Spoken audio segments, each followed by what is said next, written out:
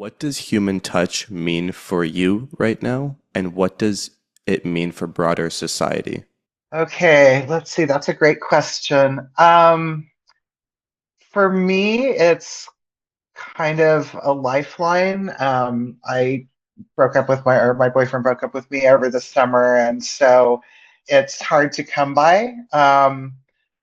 A lot of what it means for me right now is my mother has Alzheimer's, so I'm spending a lot of time like hugging her or holding her hands or even doing more intimate things with, cleaning her up or, helping her shower, get dressed and things like that. So a lot of the touch is really utilitarian. So when I get an opportunity to share a touch with people in a more focused way, that's intentional, it's really wonderful. Like I have a friend who's my cuddle buddy. She and I don't have sex at all, but every once in a while we get together and we just cuddle up on the bed for an hour and talk about this and that and the other thing, and it's really wonderful. And let's see, what does it mean for society as a whole? It's a friend of mine kind of describes it as humanity's blind spot.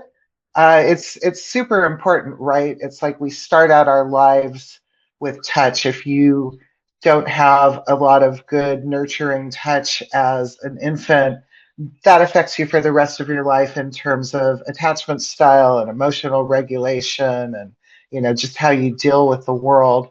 It's also how we started out as a species.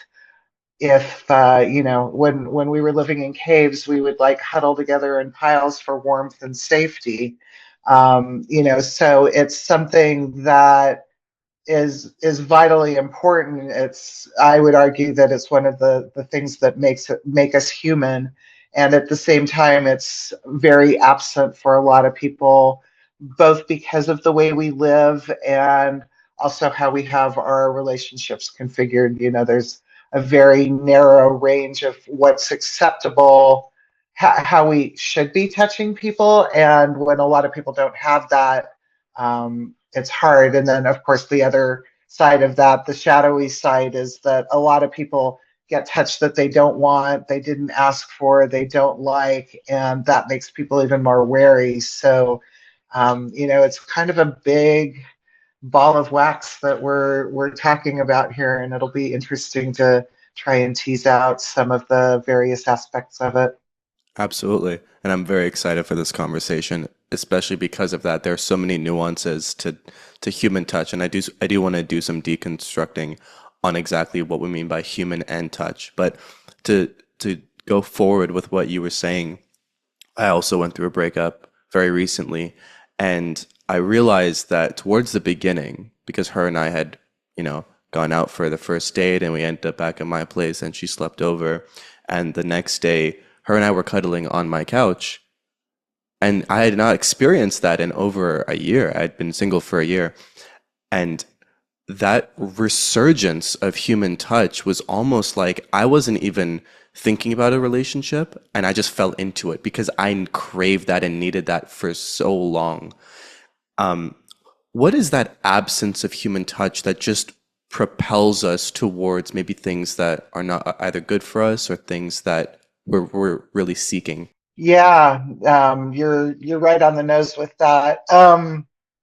So there's a phrase called touch hunger or skin hunger, and it's just what it sounds like. It's this absence of touch and this craving for touch. And I mean, to take the hunger metaphor even further, I mean, kind of what you described with that date, it's like you hadn't eaten for a year. And so, of course, you were starving for it, right? Touch starvation is another way of putting it. And people deal with it in different ways. Some people are just like, oh, I don't need that, or they're super afraid of it. I mean, I can't tell you how many times I've had experiences where I touch somebody and they start crying because it's been gone from their lives for so long. When I had a hands-on business, we actually, I remember doing a few sessions with people like men who were late life virgins. And, it's like we touched this guy's face and he just lost it. I mean, he was just a crying mess because, it's like, it's that tenderness, it's like hopefully we got that from our parents as children, and so we do crave it and need it through all the stages of our lives. And yeah, so it's like this idea of that there's only one way to get it. It's like in large part our culture equates touch with sex, and so that's like the only quote unquote acceptable way to get it. But at the same time, it's like I think 15% of people who are married are in sexless relationships, and when you don't want to have sex with a person, it's like touch goes out the window too, because somebody goes in for a hug and the other person is like, oh, they're trying to have sex with me, get off of me. So you get even less of it. I would argue as well that a lot of the sex that's on offer is there's nothing tender about it. There's not a lot of kindness. It's like I have like this MTV theory of porn that it's like before MTV, it's like you would listen to a song and you would visualize the narrative in your head, as the singer was telling a story. And then when MTV came along, there were music videos. So every time you heard the song, you then started um, observing, the movie in your head would be what you saw in the music video. And I think that porn has largely done that to sex. It's like that's what we think of as good sex or hot sex, or that's very focused on appearance. A lot of it for women is very humiliating or degrading, or like borderline violence. And it's like I don't necessarily want that with somebody I'm on a first date with. And again, it's like it's not kind, it's not tender, and yet one of the things that I miss most about being single and not having sex is it's like you don't get a lot of touch. I mean, if you're sleeping in the same bed with somebody night after night, it's like that's a lot of physical contact that you get from another person. And yeah, so as you said, it makes people do things that they wouldn't necessarily do. It's like a lot of people are out there having hookup sex, and it's really dissatisfying. I mean, for myself personally, I would rather be celibate than having bad sex with somebody who doesn't respect me or doesn't see me as a person.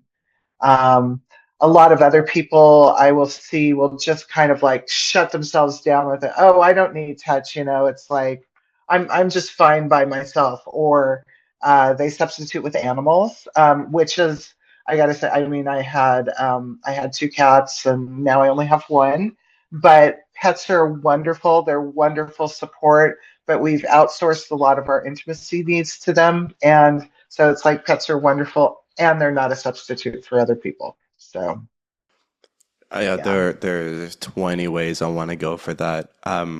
One thing I want to do Right. touch on is this MTV. I've been obsessed with this thing, and I haven't been able to talk about it, so I'm going to be a little bit more passionate because I'm just Okay, very yeah, let's go excited. for it.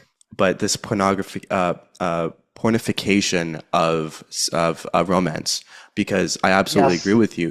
Like in the same way that when you're using ChatGPT, you could have the thought, but it will give you a thought, right? Because you you don't Uh-huh. you're not actually going and thinking. It's giving you the thought. It's giving you this already Right. processed thing. And so in the same way, Right. when you're thinking about the song, you're going through all of this and you're thinking it in your own way. But the MTV music video is giving you that thought. It's giving you you it Yeah. there's an abdication of that thought, and porn does the reverse. So now instead of thinking about sex and thinking, what do I like? Do I like choking? Yeah. Do I like the fish hooks? Do I like hair pulling? All of that. Now it's telling you this is what women like, quote unquote. And that Yeah. seeps into culture. And now, as you're saying, 88% of pornography has violence depicted against women. 88% of the top rated pornography. And so with that, now we have this complete I don't know if, yeah, and like pornification of sex, because now if a woman hugs Yeah, me, if a woman touches me in a certain way, I'm not necessarily thinking of, oh, this is very romantic. She wants to fuck. It's immediately that. yeah, It's yeah, immediately sex. yeah, Like touch, as you're saying, becomes absolutely. sex. And so, Yeah. again, there are 20 things I want to say, and I know we didn't want to delve into sex right now. What do we do when sex and touch become so intermingled that we cannot think about one or the other, and how do we kind of walk backwards? Oh man, that's a that's a huge can of worms that you're opening there. I mean, we do, most of our culture only thinks about touch as sex, and I mean, walking it back is kind of what I'm trying to do. When I was in grad school, I did this project on how would we rebrand human touch, because I said that touch has a branding problem. The way that we think about it leaves it being less accessible and inclusive for most people. And so I think it's a question that needs to be tackled on a cultural level. One of the things, so the way that I did my research project was I researched these different branding frameworks and settled on storytelling and brand archetypes.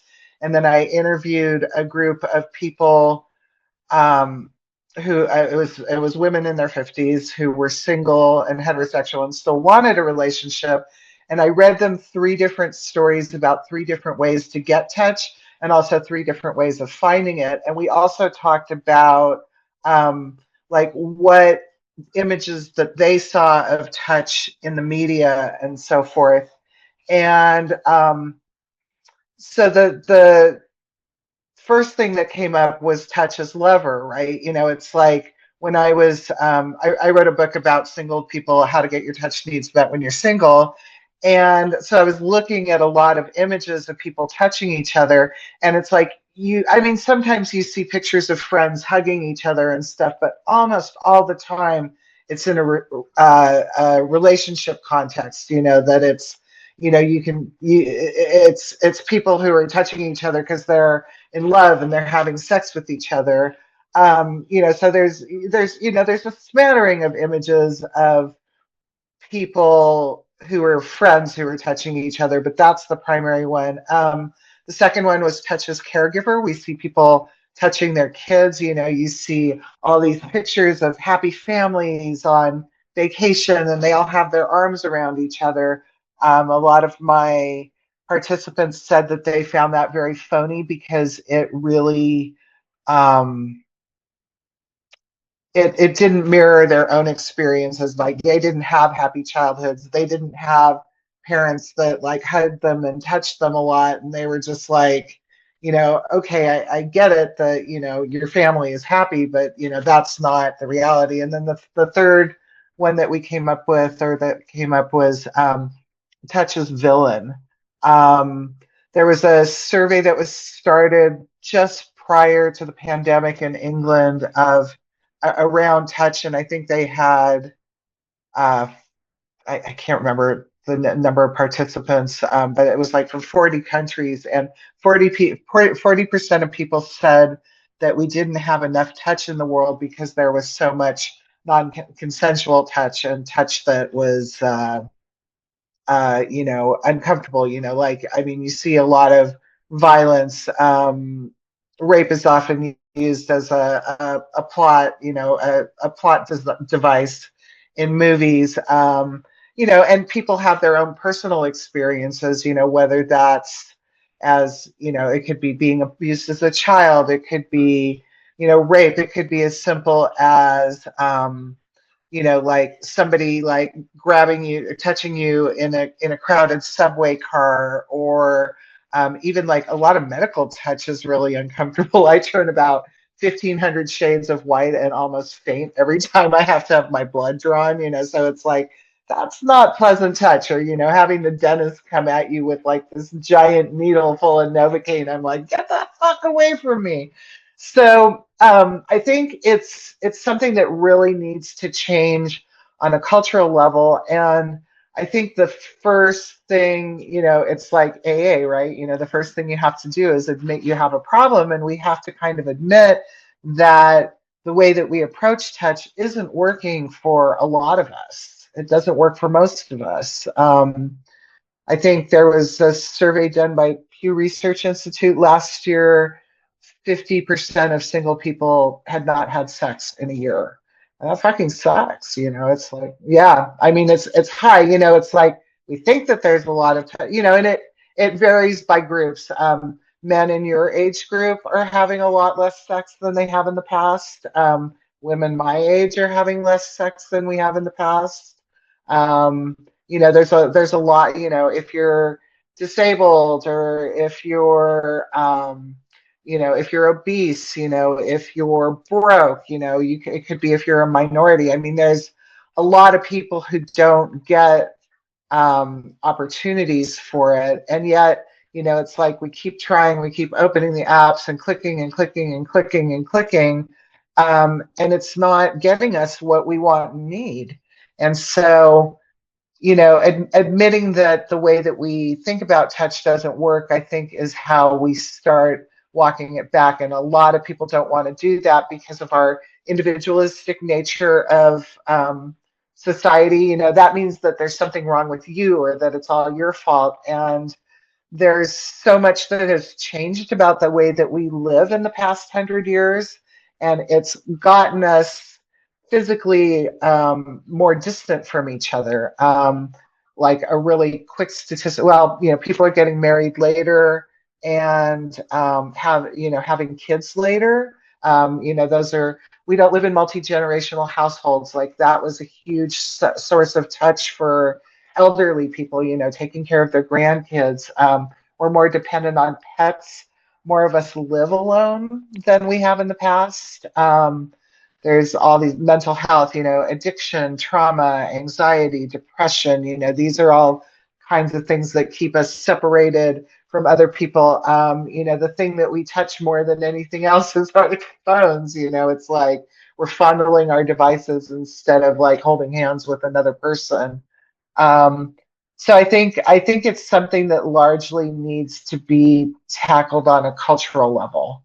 I like nobody talks about there's so many benefits, physiological, just like health benefits to touch. It's like why don't we think of this as part of health and wellness? That it's something that's important to our health. But I mean, actually, I can answer that question because there's money to be made off of keeping us lonely and isolated and separated from each other. What constitutes touch? So, for example, when you say that there are neurochemicals released, well, eye contact releases oxytocin. And also, if you and I were in the same room, then we would be exchanging pheromones. So, what exactly constitutes touch and what makes touch healthy? Let's go there. What is unhealthy touch? What is non-consensual touch? Because I feel like for podcasts like this, there are a lot of, and let's be very honest. I feel like a lot of males right now are listening to the wrong people and are trying to be pseudo alpha males, or just pseudo alpha in any sense, and they are portraying and propagating certain behaviors that are not necessarily healthy for for society at large. And let's be very honest, for women as well. And when they're doing this and they're trying to be alpha and they're breaking the touch barrier, which I understand, and first dates or in sexual situations, breaking the touch barrier is very important. But there are blinders that I think modern males are putting on themselves that are self-imposed rather than culturally imposed. So I'm saying a lot of things right now. What is touch? What is healthy touch? And what is consensual touch? Let's break that down. So touch is physical contact with other people. I mean, there are some people would argue, like if you're a pretty sensitive person, like if somebody walks up behind you, you can sense before they actually like put their hand on your shoulder. But so touch is physical contact.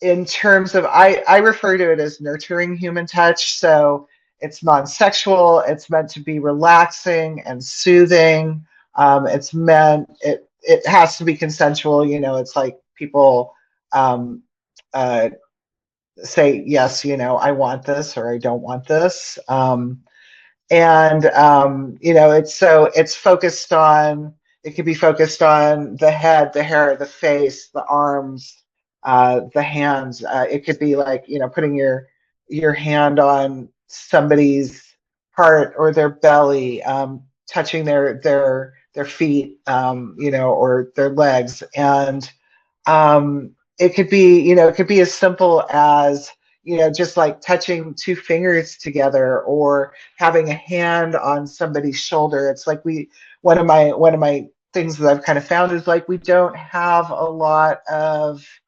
vocabulary. It's like if I was sitting with you and I was like, what kind of touch would you like? You would be like, what the hell are you talking? I have no idea because it's like we don't really think about it. So yes, it's something that is physical contact, it's connection. Um, Context matters. I mean, this is, it's like who, what, who we touch, when we touch them, where we touch them, and why we touch them, is a huge thing that kind of morphs, and it's hard for people to understand because it's as individuals a fingerprint. That goes into the consent thing. It's like saying no to something could be not that thing, not right now, not with you, but maybe later on. Um, so, non-consensual touch is something that you didn't agree to. I mean, sometimes it's kind of side-loaded. Sometimes it can be more forceful than something else. Like I have this one friend who used to like come up to me and he'd be like, "Oh, look, I'm putting my arm around your shoulder," and I could tell that he was trying to, he was like trying to get it to go someplace further, and I was just like, dude, this isn't okay. You're married. I don't want this from you. I'm your friend. I'll give you a hug, but where it's not going to go any further than that. So sometimes people kind of try and sideload it. Let's talk a bit about Do people abuse the touch? Absolutely, they do. It's like, I mean, you hear about it all the time, right? A lot of abusive touches around power differentials. Like when you hear about a teacher or a coach or a pastor or a boss who's touching people. I love this is an example I give often. I have a friend who's like the sweetest, nicest guy in the world, and he told me he was the CEO of a company that he had started, and he said he had to work really hard to come into his office and not go to hug all of his employees because he realized that it's like, well, he was just super happy to see them and did not mean anything sexual at all by it. For his employees, they could be having the thought process of, oh shit, if I don't give the boss a hug, am I going to get fired? Because they're where they feel like they might be coerced into it. I think that is something that you have to think about with touch. That it's often used in as like an entitlement thing or like I said, a power thing. You don't get to say no for whatever reason. What is the difference between male and female touch, both in providing it and also the needs of each sex? As a general rule, women are more attuned to the needs of other people. I mean, on a physiological level, I mean, your skin is your biggest organ. We literally have cells in our skin. There's two types of touch. There's a discriminatory touch, which is something hot or cold, rough or smooth, so that you get the texture. And then there's what's called affective touch, which registers emotions. They did an experiment where somebody would put their hand on another person's shoulder, and the person who was receiving the touch would have to say what it is that they what the emotion of the person who's touching them. Are they trying to comfort you? Are they being aggressive? That kind of thing. And I think like, well, I think most of us don't spend a lot of time in our bodies. It's like we're all up in our heads, and I'm as guilty of that as anyone. But I think so it's hard to like know what to feel. I mean, I've had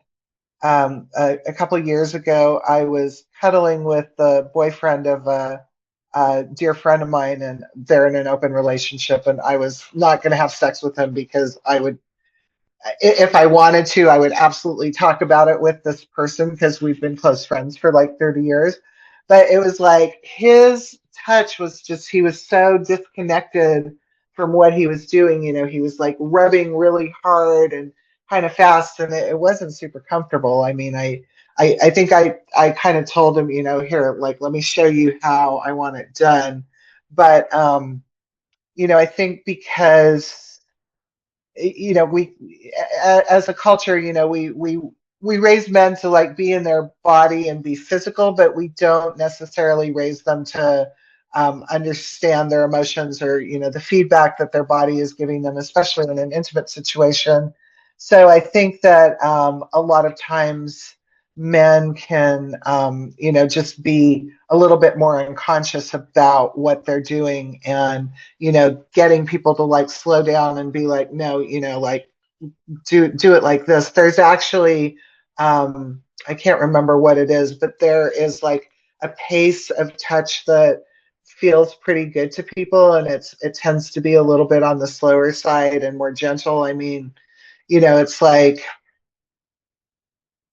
I mean, obviously we're talking in very absolutes, but it's like this idea of like, being gentle or tender or light and soft. It's like people might not have a lot of practice with that on both sides of the equation, because it's just, it's not part of our culture, right? Especially, I mean, it is if you're sleeping with somebody, or if you're like holding a baby or something, then you get that like, gentle and fragile and tender, and like, oh my God, I have to be really careful here. But if you haven't had a lot of those experiences in a non-sexual context, then it might be hard to kind of parse it. When you said that you have a non-sexual friend that you cuddle with, to me that doesn't make any sense. Because if I were to cuddle with somebody, especially because you said it was a female, and I'm assuming you're heterosexual, and so for me, if I apologies if the labels don't align or whatever, but for me, if I were to cuddle with a guy that like it doesn't even enter my mind as something that could be possible. I would never do that because that is such a hypersexual thing. And if I were to cuddle with a female to to like not inject sexual energy into that setting is very foreign to me as well. Again, I never had a sister. The only person I would cuddle with is my mom, but that's a completely different thing. But I'm just saying, in like right now, if it were a non-familial member, if I were to cuddle with somebody, it would be a very foreign thing to not have sexual energy there. What is that blocker? Well, it's going to be different for every person, right? But a large part of it is cultural. I mean, if you look at, I can send you a link because it just might be interesting for you. If you look at pictures, photographs of men from 100 years ago, they were so physical with each other. You would see men like sitting on each other's laps, or holding hands, or with their arms around each other. These were their buddies. Actually, did you? Is your family from India? Yep, my family's from India. Did you partially grow up in India? I personally didn't. My father and mother moved to New Zealand when they were 20. Okay. I don't know. I don't think we talked about this. My father's actually Gujarati, but his family grew up in South Africa. But anyways, so I don't know because I've never been to India, but I know in like a lot of Middle Eastern cultures, you'll see men like walking down the street with their arms around each other or holding hands. And I don't know if that's because in Muslim cultures, there's a lot more separation of the sexes. So that's kind of how people get it. So how you would get past this is a cultural thing. Um, and, it's like I kind of prefer the word touch to cuddling. because there's other things, yeah, like the idea of like cuddling with a man or cuddling with a woman, that's just such a foreign thing to you, right? Which totally makes sense. But like, um, what if you were like sitting on the couch with a male friend, and instead of sitting at watching a movie, instead of sitting at opposite ends of the couch, like your shoulders were just touching.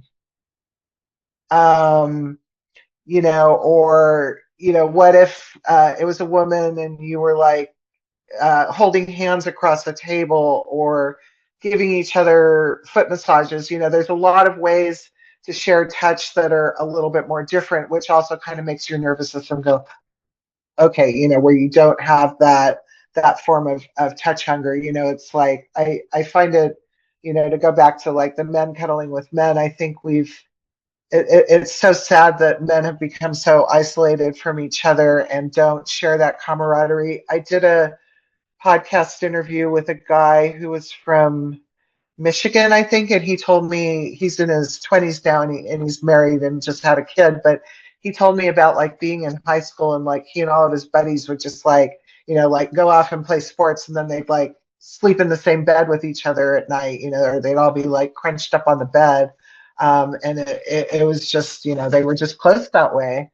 So I think it's that matter of, kind of acclimating your nervous system to like, oh, it's okay to be touched, and have it be something that's relaxing instead of arousing. One of the things that I talk about in my book a lot is that you're totally onto this. It's like when you have one person touching another person in a private situation, our mind instantly goes to that's going to be sexual. But if you have a group of people, like if it was like mixed genders, or like a group of men, or a group of men or women, then it becomes a social activity. I mean, like we used to do that when we were kids, right? We'd all like play, or like pile up in a big puppy pile or something. So like if you were, like, let's say you were in a room with a bunch of people, and I was taking you through some exercises, and I told you to like touch another person's hand, like, and you were doing that with a man, like that would be fucking weird and awkward, right? And it's going to be weird and awkward because we don't have social scripts on how to do this. It's not part of our wider culture.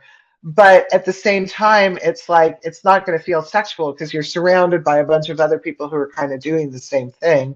And I mean, I've had, I've been in groups where I've like done that as an exercise, and it's like the one word that I often describe to of people who are getting touch when they haven't had it for a long time is relieved.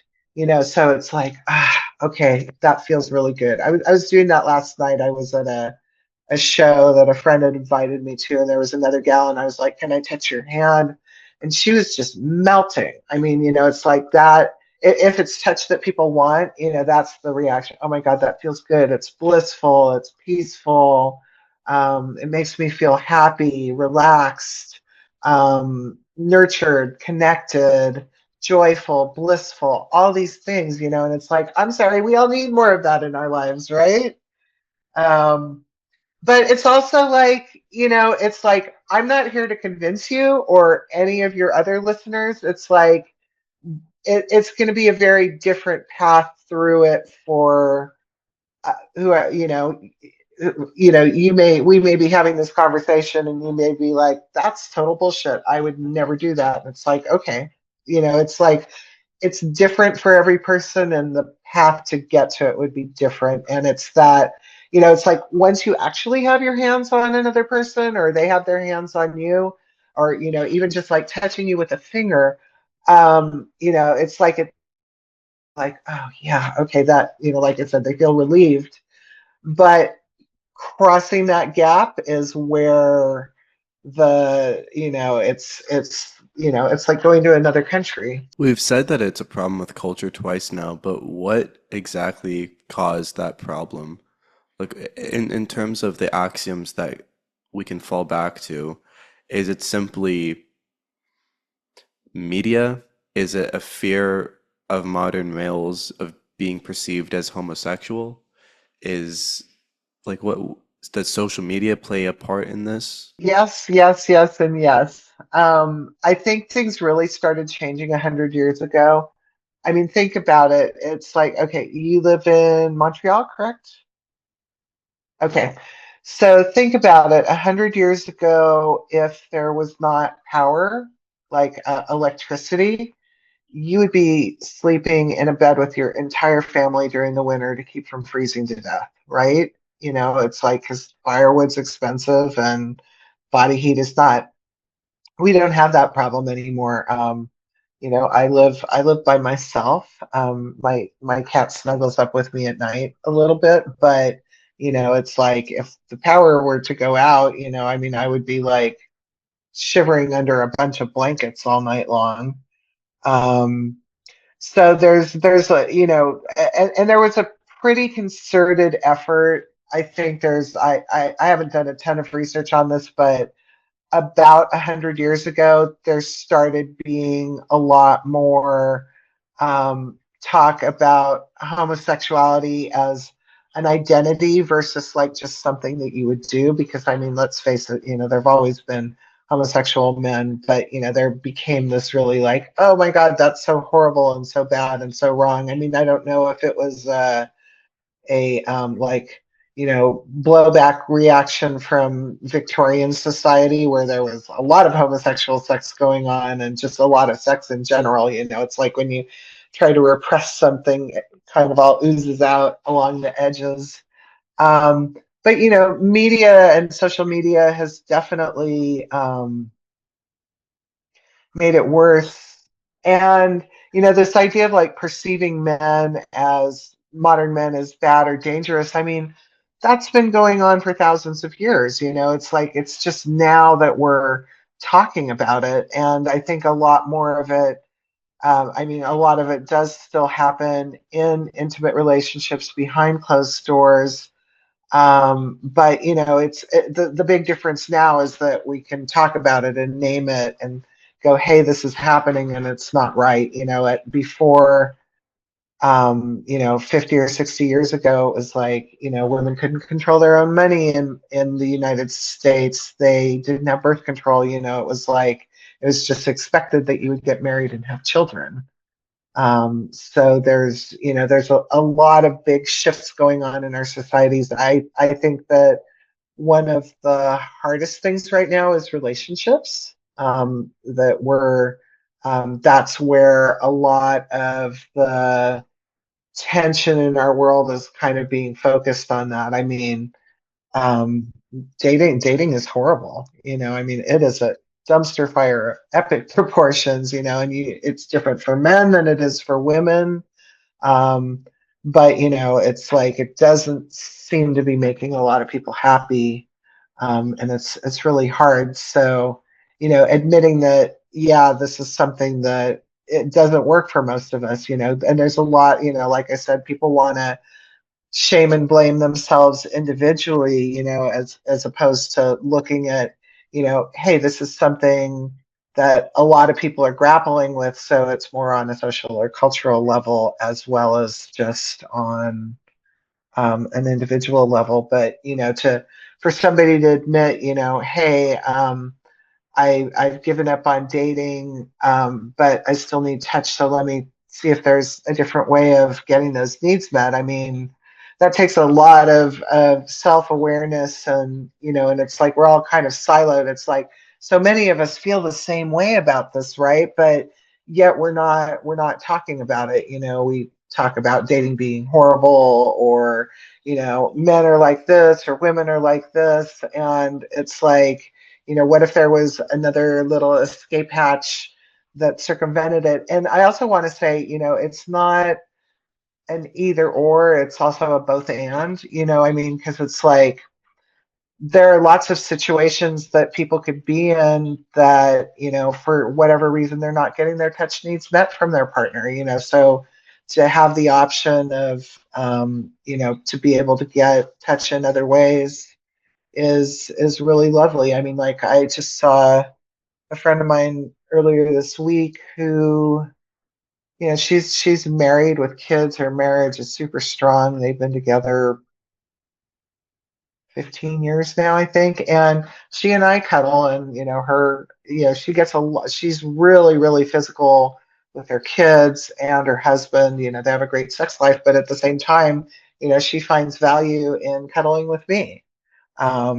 because it's like to have it where it's really taken out of that equation where it's like it's not about the relationship, and I mean, what would happen, like, if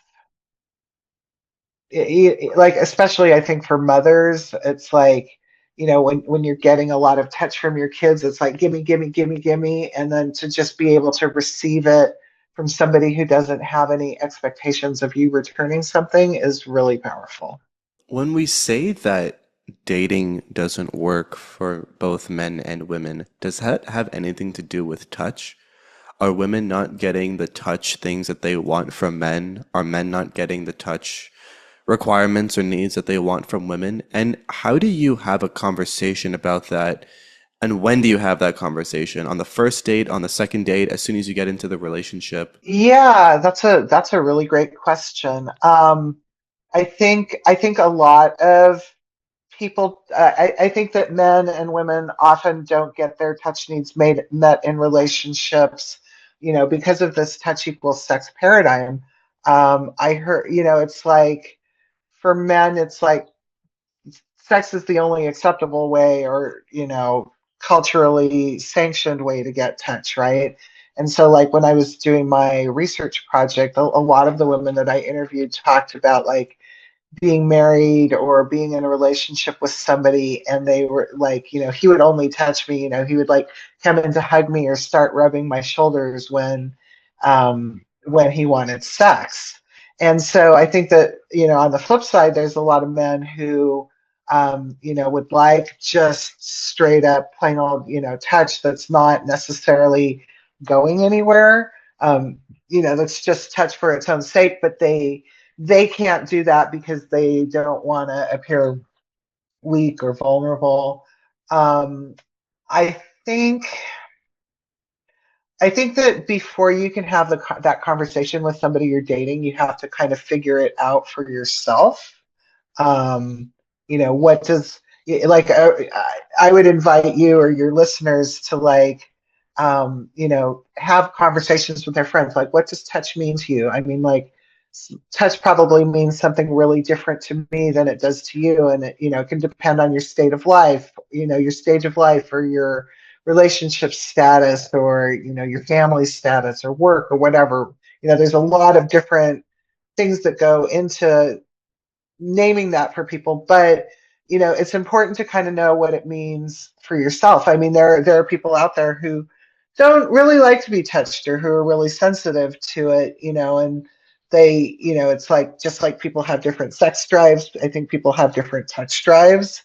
And so, like, that's something important to know for yourself. If you're a person who's really touch sensitive or touch averse, a lot of times, um, like, I'll have people say to me, I don't like being touched. Can you teach me how to like that? And when you start digging in, there's almost always like a bad experience with touch from, in their families when they were younger, so they learned to, like, not trust touch, and it's like a lot of times people don't know what kind of touch they don't like, but they don't know what kind of touch they do like. So if you're that kind of person, like, that's important to know, like, hey, we're not going to be cuddling after we have sex, or I don't like sleeping in a bed with another person, to, like, know yourself and your limitations, and also to be able to say to somebody, or to be able to go, this is not a need that you're probably going to get met from me. So how do we deal with that going forward? Maybe it's possible to kind of work your way through it, to, like, rewire your nervous system a little bit so that you can do it. Um, as far as, like, when to talk about it on a date, I think that, or on what date to talk about it, that might actually be a really interesting conversation or a question to ask on a date. What does touch mean to you? It opens up the subject because it's like we're not used to talking about it. We just make these assumptions that you're going to meet somebody and you're going to get all the sex and touch that you want, and it doesn't really work that way. It doesn't work that way for a lot of people. I mean, you're lucky if it does. It's great, but I mean, I think that having that conversation pretty early on and also knowing what your own needs are is a helpful starting place, because then you know what you can say yes or no to.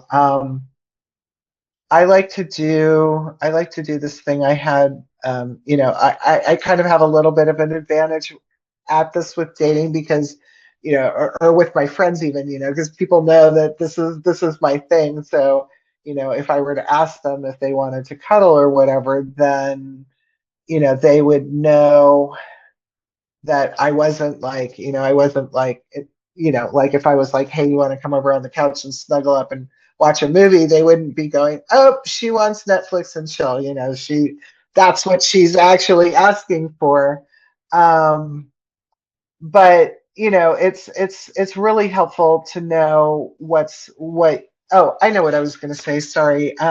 So I had a boyfriend, and we used to, like, sometimes we would like come home really stressed, and one of the things we would do is like have one person like lay down on the bed, start a timer, and then just do like really light touch on their body, and then switch. I'm going to do this for you, and then you're going to do this for me. And then a lot of times, like after that point, we would be like, okay, now I'm like in the mood to have sex or whatever. But if we weren't, that was fine too, because it was like, so it's like, because we only think about touch as something that's about sex or arousal, we don't have we don't have touch for comfort when we're grieving, for relaxation when we're stressed, for emotional soothing when we're traumatized, and for respite when we're just like overburdened from caregiving or something. It's like we're leaving out this whole range of human experiences, um, and siloing it into something very, very narrow, and it's just not great for all of us. I usually don't like asking why because it doesn't necessarily matter, but in this case, I am curious, why did touch become synonymous with sex? Because it seems strange that something so vital and so core to being human just collapsed into something that's also vital and core to being human. But it feels like touch was less of an important thing, and we're just trying to rediscover its importance. But why did it just completely collapse? That's an interesting question, and it's something that I've thought about a lot. Like when I was in grad school and I was doing research on this, one of the ideas that kind of bubbled into my head was that people, like, so it's been expected for a long time. It's like something that you just had, like our example of, like, sleeping without electricity. I mean, like if you were a man in the 1800s and you were traveling across the country on horseback and you went to an inn, it's entirely possible that you would be sleeping in a bed with another man who was on that same route, because the inn doesn't have a lot of beds, and again, you're trying to stay warm. And I think it was something that was just taken for granted, that you grow up, you get married, you have children, boom, there's all your touch right there. Now, of course, again, that didn't necessarily mean it was good touch, but it was just kind of like side loaded in. Like you would go to a barber and they would shave your face instead of doing it on your own. For we would be like, like for women, like, braiding and brushing each other's hairs instead of having it done at a hairdresser. So we've outsourced a lot of this kind of touch that would have been familial or intimate to paid work. But I also think when I was doing this research, it's like a lot of scientists who are doing research are married and have kids. So it's like they don't necessarily think about that they don't that that's not something that everybody experiences or that they're not getting. I do think some of it was deliberate. I mean, sex sells, that's a big, I mean, sexy people have been used to sell advertising for a long time. And, that's been held out as a goal, to like be able to have sex with somebody who's really beautiful or good looking or handsome or whatever. By the way, I also like to say that porn is to men what romance novels are to women. That it's like this very kind of idealized and realistic thought about how touch and sex are going to take place. Um, but yeah, and also, I mean, it's having people be separate from each other makes a lot of money. I mean, uh, like I'm pretty good about borrowing stuff from people, but like if you went up my street and walked in every house, I can guarantee that every single person has a lawnmower in their garage, has an electric drill, has a set of tools, has this and that, so it's like there's money to be made from keeping people separate and isolated. And but I think a lot of it is just that we're not aware. Like this is kind of a new thing that we don't have we're kind of at the first time in our history where people aren't pairing up, where people aren't having kids. Like I don't have kids. I'm of the first generation where there's a lot of women in my age range who didn't have children because I wouldn't have had that same choice if I had been born 20 years before. I would have been shacking up and having kids. So I understand when you talk about it from a kind of a body heat perspective and not having electricity, that sleeping beside a lot of people is very healthy or is very beneficial just in that specific physiological context. It's just survival. Just survival. And it's a really interesting thing when you're going forward and talking about modern civilization and saying, well, there's an incentive, a perverse incentive to keep people lonely and isolated. And I get that. But you've seen through that. Why is no one else seeing through that? I mean, there are definitely other people who are having these conversations.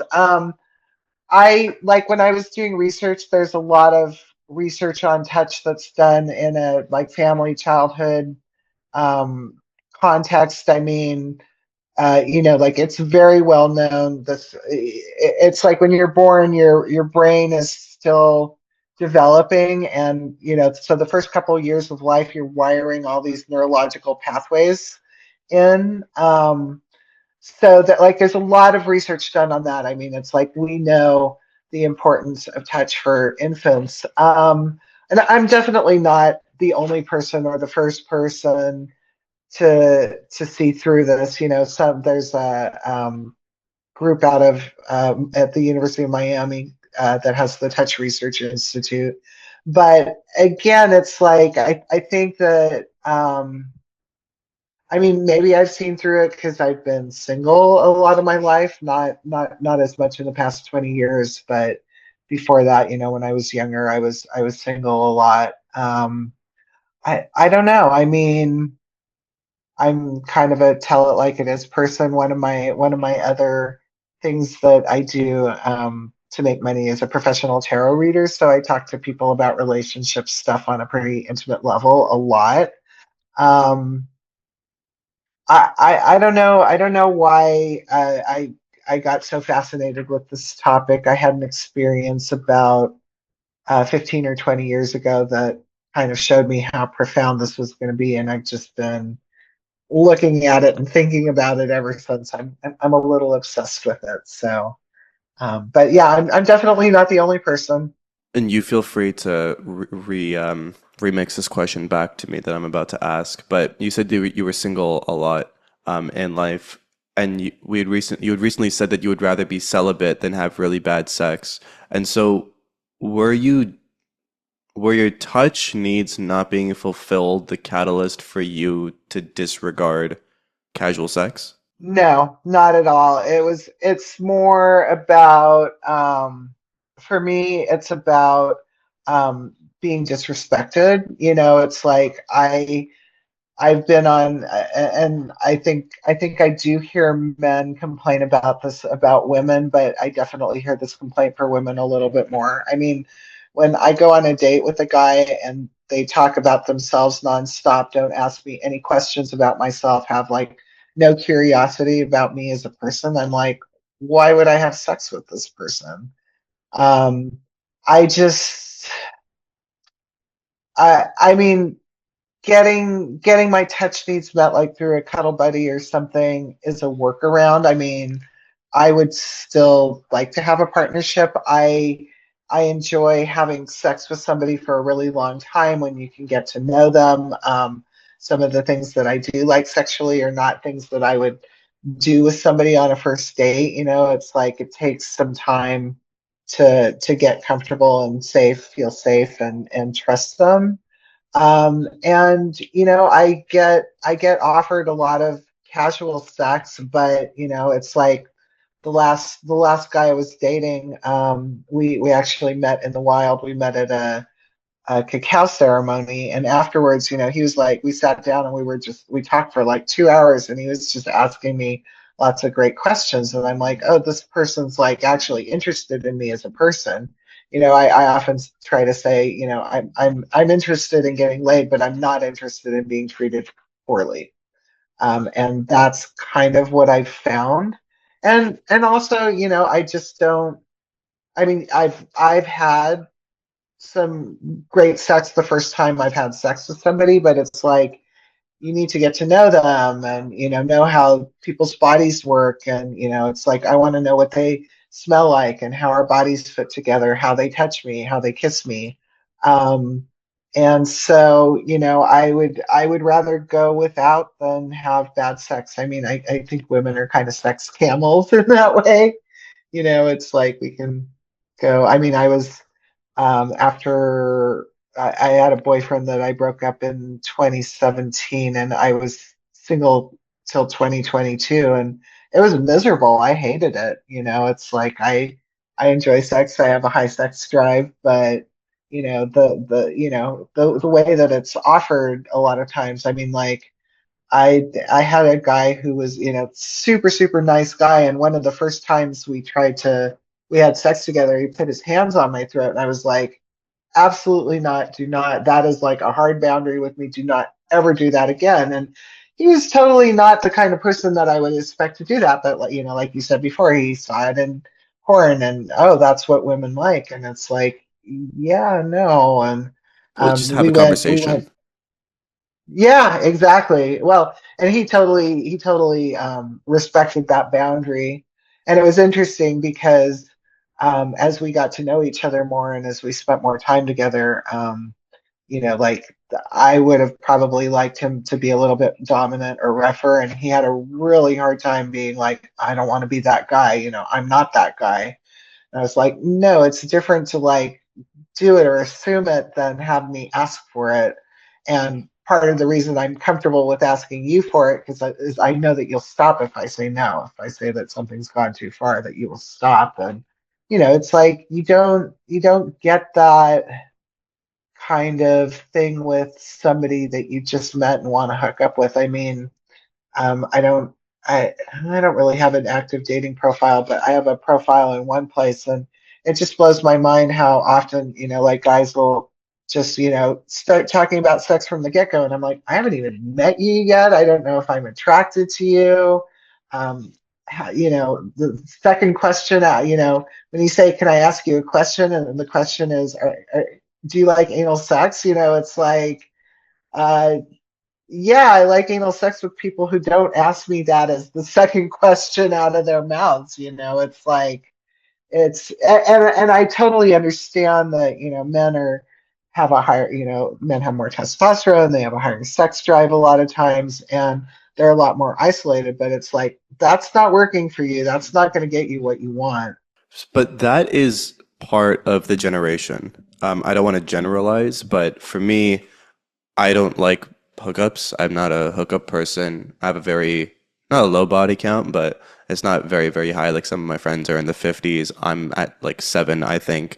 And I don't see a necessary problem with that because to me, hookup casual sex has never been something that made me feel good. And never, it's a very strange thing to me because the mixing of bodies is supposed to be a very intimate, emotional, spiritual thing in a very, very real way. And so I know that my generation is definitely having less sex. That's 100% true. But for the people that are having a lot of sex, they don't see sex as this incredibly intimate or spiritual or purposeful or meaningful thing. And in that same way, it feels like they don't see touch as that as well. And they're using sex as the framework for touch, and so when you actually make eye contact with them, or you touch their hand, or you're in a situation that begets that allows for some type of touch, it's not only immediately sexual in nature, but it's also not even registered in a paradoxical way because it's a very foreign alien thing to them. I don't know where to go from that, but I do see that archetype play out in a lot of young people, and that's why I wanted to talk with you today. Oh my God. See, I don't date that young. The last guy I was dating, everybody I've dated over the past 20 years has been quite a bit younger than me, but I mean it comes into play with people in my generation as well. I'm 61 right now. Yeah, so um it's just so, but I can see how it would be more so for people in your age range. And I mean, I'm surprised that I mean, I don't understand. I mean, sometimes I understand why there are people out there who want relationships but don't necessarily have the skills to do it. That you would be like, no, I'm sorry, I don't want to date you. But I'm glad to hear that there are people who want something more, something deeper. That's but and who think that yes, this is the only way I can do it, or I'm supposed to do it. I That's hard. I mean, I can't. I would have probably been in a lot of trouble if I was growing up in this day of age, if I was coming of age and starting to have sex right now. I mean, there was a lot of things that were bad about it when I was a teenager, but there wasn't social media, so Well, um, so let's explore that. I don't know exactly what you're saying. So you would not prefer growing up in this era because of what? Because of social media and the easy access to sex as a female? I mean, I had pretty easy access to sex when I was a teenager, so that was like the late '70s, early '80s, and but Can you no, say more about just that? Because oh, when you say easy access, what does that mean? I mean, it was easy for me to find guys to have sex with. It was like through school or going out and doing things. It wasn't, people actually had to talk to each other, but people were having sex. I swear to God, your generation didn't invent it. Yeah, yeah, But absolutely. yeah. So, but this idea of like documenting things, because I probably did a lot of things that shouldn't have been documented. To have that all kind of laid out, and also to see, what was happening with other people. The way that they were living their lives. I know that if you watch a lot of stuff on social media, it can make you feel bad. I mean, makes me feel bad sometimes. Um, so I didn't have that experience, or, God forbid, like having a bad sexual experience and having that filmed and, passed around or what have you. It's, I mean, that would be, I would have left a long digital trail, I think, of my escapades, and I wouldn't have wanted that. We should say modern culture, not just modern sexual culture, but modern human touch culture, because sex is touch in that sense. What what do we do now? And so there's somebody that understands this. They're going to go on first dates, or they're going to talk about touch in that way. They're going to be more mindful and cognizant about their touch needs as a human. How how how do you see society absorbing and accepting these teachings? Is this something where we could do it in a generation, or is this something where we have to really percolate it across the Western world or across the world in general? Wow, that's a really good question. I mean, cultural stuff does change quickly. And it's like, I think also because the world is in so much flux right now that there is opportunity and possibility to change it. Um, and and not everybody wants to or needs to. I mean, it's like there are people out there who are partnered and they get all their touch needs met from their partner, and it's lovely and it's wonderful. Um, but I feel like it's like, to me, culture changes are, it has to, I mean, it's like we probably can't control the wider narrative of society, of like, of making touch equals sex. But I think that culture changes with millions, billions of interactions every day. Um, so, and in the long run, it's like it only well, I mean, it matters that the larger culture suppresses this idea or doesn't want people to be thinking about this. But in the end, what really matters is whether we are getting, the individual who's feeling touch starved, if they can figure out a way to work around it. But it's like, it could be as simple as, like you saying to a buddy, hey, I'm having a pretty bad day, would you mind putting your hand on my shoulder? And they may be like, what the fuck is going on? Why is he asking me that? Or they might be like, okay, but it's like, we have to recognize that to change this, it's going to be awkward and hard and weird. And we have to be willing to be vulnerable, and to admit, like, hey, I need something more or something different. um and a lot of people still aren't willing to do that, and I think it can be helpful to have, to be able to see more images of making it comfortable. But so much of it is like what goes on in our heads, right? And it's like, everybody kind of has to figure out that thing for themselves. What does touch mean for me? And kind of figure out, okay, this is what I like, or this is what I'm interested in having.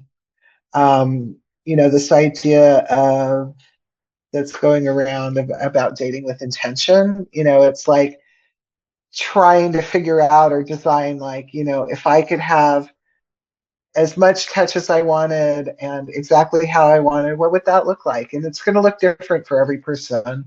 I like to liken this, the metaphor I always use is exercise. Like, let's say you go to your doctor and they say you need to exercise more. There's a huge range of options for that, right? You could join a gym. You could hire a personal trainer. You could do YouTube videos in your living room. You could join a softball league. You could go for walks with a friend. You could go out, you can take a dance class. There's lots of different ways to move your body and to get exercise and to have that kind of stuff, right? So I like to think, what's going to work for you to get more touch isn't necessarily going to work for me to get more touch. And the same for all of your listeners. So, but I think so much of this has to start with just having conversations like the one that you and I have just been having about, like, hey, the way that we think about touch is not accessible and inclusive, and I want more of it in my life. What does that look like to you? And to be able to really listen, um, and give, find a place where people meet. And it's awkward, it's weird because we don't have common social scripts for doing it. But so to be able to come to a place inside of yourself psychologically where you can say, okay, I admit it. Dating isn't working for me and I need to figure out something else. And I actually think that this is something that could help people a lot with dating, because, it's like if you are getting your touch needs met and you're still trying to date, or getting some touch and you're trying to date, then you're going to be able to relax a little bit more and, really get to know the person and see if it's something that clicks because you're not so desperate to like just jump into bed because it's like, oh my God, I need touch. And I think a lot of people do get their touch needs met through hooking up, and it can be really disappointing and stuff. And it's like, why wouldn't you meet your touch needs, within a group of people that you already know and trust and love? And I understand that not everybody has that option, which is where, the sport, exercise metaphor comes in. For some people that might be to go see a sex worker. For some people, that might be to go see a professional cuddler. For some people, it might be like trying to get together a group of friends and like, okay, let's play around with this idea of touch. There's a lot of different things to try, but they're all going to be foreign to us because this isn't a conversation we're having amongst ourselves and with each other. So you got to make the journey through your head first. If you had a magic wand and you could solve one problem in the world, what would it be and why? Oh, okay. I always say this: if I were queen of the world, I would make it so all parents could stay home with their kids for the first couple years of life. They wouldn't necessarily have to be isolated. They would have friends or family members maybe coming in to support them. But this idea that we were talking about earlier, where your brain is still forming these neurological pathways and connections, it's like if we do it here, where it's if we get a good foundation, then we don't have to deal with the problems out here, with trauma or addiction or depression or all these things that people deal with that get big.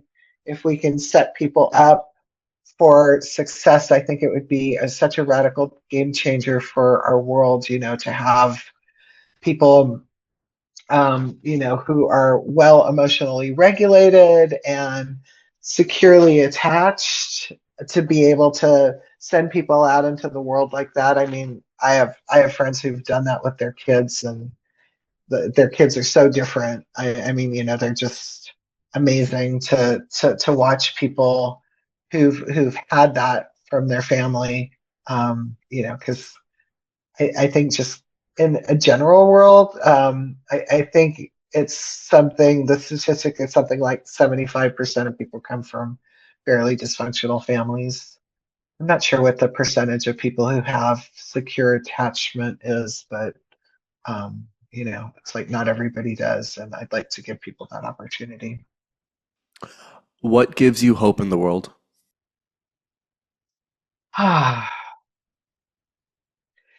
Actually, I would say seeing a lot of my friends raising kids, especially like watching my male friends who are fathers and watching their relationships with their kids and how they're raising their children, is so cool. I mean, like, my brother is he was a Navy pilot, like landing F-14s on aircraft carriers, and he was a commercial airline pilot. He wanted to be an astronaut.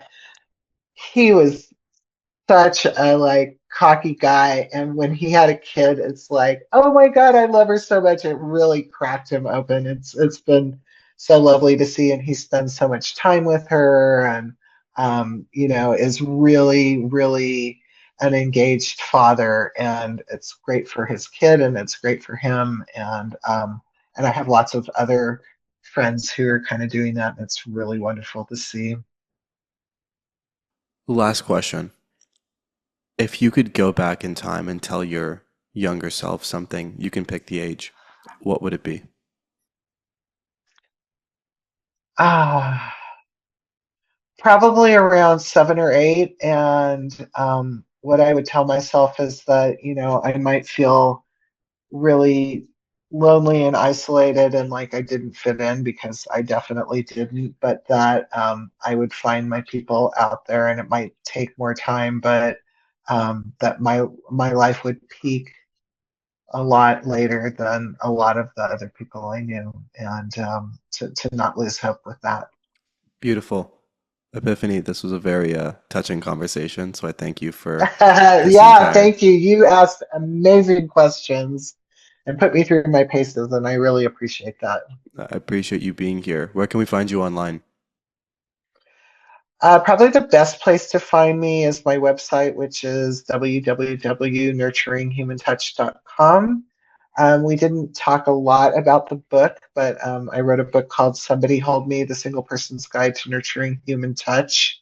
And that's on all the major digital platforms. You can buy a paper copy, like an e-reader, or it's also in an audiobook, and it comes with like a PDF download of some of the exercises. And the book is designed to teach single people how to get their touch needs met, which hopefully if that piqued your curiosity and you're listening to it, that would it. I've got a little bit of social media presence. I'm pretty bad about keeping up with that. I don't love to do social media. So but there's links from my website as well. And yeah, if you got more questions, feel free to drop me a line. I love talking about this. And yeah. It shows. It shows that you love talking about this, and we love hearing it from you. Thank you so much for the work that you do and for the person that you are, and thank you for being on this episode today. Thank you so much. It was my pleasure.